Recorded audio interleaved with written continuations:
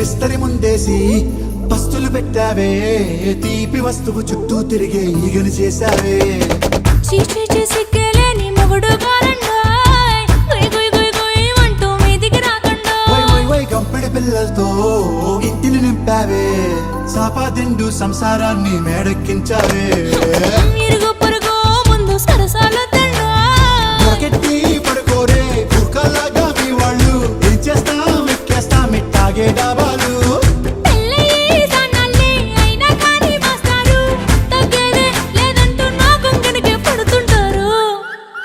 హే గోదారి గట్టు మీద రామసలకావే,